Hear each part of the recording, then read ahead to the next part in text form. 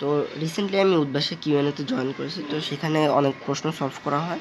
তো তোমরা যারা এইচএসসি 24 ব্যাচ আছো, তোমাদের জন্য এটা খুব ভালো একটা সুযোগ যে তোমরা যারা উদ্ভাসে প্রশ্ন করছো অথবা তোমাদের যারা উদ্ভাসে প্রশ্ন করো না, ওইসব প্রশ্নগুলো আমি এখান থেকে তুলে ইউটিউবে দেওয়ার ট্রাই করবো, যাতে করে তোমরা সেই জায়গা থেকে আর কি যাদের প্রবলেমগুলো ছিল সেগুলো সম্পর্কে একটু ধারণা নিতে পারো এবং সেগুলো সলভ কীভাবে করা যায় সেটাও একটু জানতে পারো। তো ওইরকম একটা প্রশ্ন হলো এই যে দেখো যে এইখানে বলছে যে একটা চিত্র দিছে, একটা 3টা পাত্র দিছে, 3টা পাত্রে 3টা মৌল আছে। তো বলছে যে উদ্দীপকের প্রমাণ দ্রবণটি কিভাবে সেন্ট্রিমোলার দ্রবণে পরিণত হবে, অর্থাৎ 1 নম্বর প্রশ্নটা অ্যান্সার করতে বলছে। তো এখানে প্রমাণ দ্রবণ কোনটা? প্রমাণ দ্রবণ হলো 3 নম্বর। 3 নম্বর দেখো বলা আছে যে 100 ml 0.2 মোলার সোডিয়াম থায়োসালফেট দেওয়া আছে। আচ্ছা, এটা প্রমাণ দ্রবণ কী জন্য এবং কীভাবে বুঝবো? এটা প্রমাণ দ্রবণ কারণ এটা ঘনমাত্রা দেওয়া আছে, তো এই জন্য আমরা এটা প্রমাণ দ্রবণ বলতে পারি। তো এখন আমরা প্রশ্নে অ্যান্সার করবো যে কীভাবে সেন্টিমোলারে পরিণত করা যায়।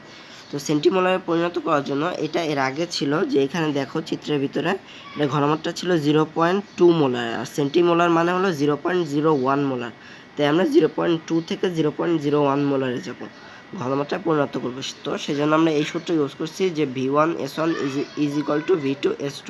তো এখান থেকে আমরা V2 এর মান বের করছি, অর্থাৎ তোমার এই জায়গায় যে দ্রবণটা আছে সেই দ্রবণটা 0.1 মোলার থেকে 0.2 মোলারে যদি আমরা যাইতে চাই, যে 0.2 থেকে যদি 0.01 মোলারে যাইতে চাই, তাহলে আমরা এই সূত্র ইউজ করব এবং তার মাধ্যমে V2 এর মান আসে এত, অর্থাৎ 2000 ml 0.01 মোলার সেন্টিমোলারে করার জন্য, অর্থাৎ মূল দ্রবণে তোমার 2000 থেকে 100 বাদ দিলে 1900 ml 1900 ml ও পানি তোমাদেরকে যুক্ত করতে হবে যদি তোমরা এটাকে সেন্টিমোলার বা 0.01 মোলার দ্রবণে পরিণত করতে চাও। তো তোমরা যারা উদ্ভাসে নাই কিংবা তোমাদের অনেক প্রবলেম থাকে, সলভ করতে পারো না, তোমাদের জন্য এগুলো দেখলেও অনেক সময় অনেক প্রবলেমগুলো এভাবে সলভ হয়ে যেতে পারে। তো তোমাদের যদি এই ভিডিওটা দেখে কোনো উপকার হয় তাহলে একটু সাবস্ক্রাইব করে দিও।